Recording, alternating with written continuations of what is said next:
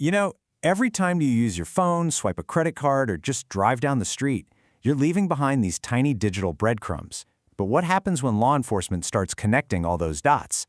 Well, today we're going to dive deep into some incredible research by sociologist Sarah Brain, who got an inside look at the LAPD. She uncovered how big data is creating this whole new world of policing, one that tries to predict and even stop crime before it ever happens.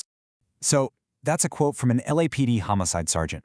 The story starts with the discovery of a body in a really remote part of Los Angeles County. You know, a classic, tragic, and usually very difficult case to solve. But the way they cracked it, in just a matter of hours, tells you everything you need to know about the new tools police have today. So how on earth did they do it so fast? Well, first, they used an automatic license plate reader to scan for any cars that were near the scene around the time of the crime. It pinged only 3. Now, 2 were from out of state, but one was registered in Compton. The sergeant immediately focused on that one. They did a quick search of the car's owner in CalGang, that's the state's official gang database, and boom, it showed he was in a gang that was a rival to the victims, and just like that, they had what's called probable cause, enough evidence to get a warrant, search the place, and solve the case.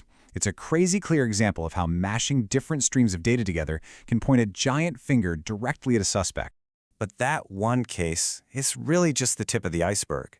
It points to a much, much bigger shift in policing. And right at the heart of it all is this incredibly powerful engine that's designed to connect millions and millions of these digital dots. So what is this technology that's making it all possible? It's a platform called Palantir. And yeah, if that name sounds familiar, it's named after the all-seeing stones in The Lord of the Rings. It was actually first funded by the CIA's venture capital firm, believe it or not, for counter-terrorism. But now it's being used by local police departments like the LAPD, and its whole purpose is to take all these huge, separate, messy databases and merge them into one single, simple interface. Think of it like a search engine, but for people. So what kind of data are we talking about here? Well, basically everything. I mean, it starts with the obvious stuff. Official police records, field interview cards, warrants, traffic tickets. But then it pulls in county jail records, who you call, who visits you. It adds the license plate scans we just talked about, and then it goes even further, pulling in data that police buy from private data brokers. We're talking foreclosure data, utility bills, your credit card info, even your public social media posts. It all just gets vacuumed into the system. And this quote from Palantir's own legal counsel, wow, it really reveals the endgame. The goal isn't just to find one piece of evidence. It's about taking all those scattered digital traces from your life and weaving them together into a complete story, a sequence of events, as they put it, that can be handed right to a prosecutor. It basically turns all this random data into a complete picture of someone's life. So all this data crunching, it's not just about solving crimes that have already happened. No, the real ambition here, the real game changer, is trying to predict the future. This is the world of predictive policing, and believe me, it changes everything. Generally, predictive policing comes in 2 main flavors. First, there's what's called place-based policing. This is where the system analyzes data to predict where crime is most likely to happen, and it creates these hotspot maps for officers to patrol. But then there's person-based policing, which takes this giant leap further. It's not about predicting where, it's about trying to predict who is most likely to be involved in a crime. A perfect example of this is a program the LAPD ran called Operation Laser. The system literally created a chronic offender list by assigning people points. You get points for things like your arrest history or if you're a documented gang member, but you also get points for just having recent contact with the police. And the more points you get, the higher you climb on that list and the more attention you get from officers on the street. But how do you rack up these points? Well, this quote from an LAPD officer is just incredibly revealing. He explains that any contact, for pretty much any reason, adds to your score. Jaywalking? That's a contact. You get a point. Didn't use your turn signal? Another contact. Another point. So each one of these little stops, even for minor stuff, bumps you up the list and justifies even more surveillance on you. Brain calls this stratified surveillance.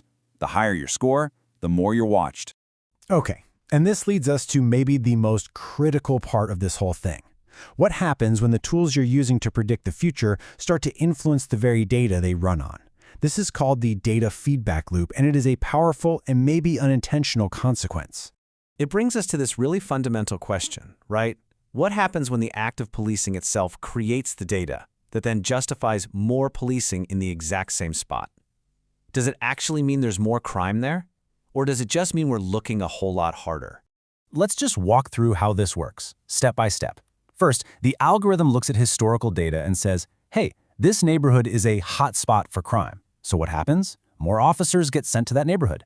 Now, with more cops on the ground, they're naturally going to record more stops, more fines, more arrests. Of course they will. And then all that new data is fed right back into the system, which then reinforces the original prediction. The algorithm basically looks at the new data and says, see, I told you this was a high crime area. It becomes a complete self-fulfilling prophecy. And this feedback loop leads to something else called net widening. It's exactly what it sounds like. The surveillance net just keeps getting bigger and wider. Think about it. If you're just associated with someone on a list, maybe you're in their phone contacts, or you are a passenger in their car when they got stopped, you can get pulled into what's called secondary surveillance. Suddenly, you're being tracked and monitored, even if you've never had any direct police contact in your life. So you might be sitting there thinking, okay, this is interesting, but I'm not on some chronic offender list, so why does this matter to me? Well, here's the thing.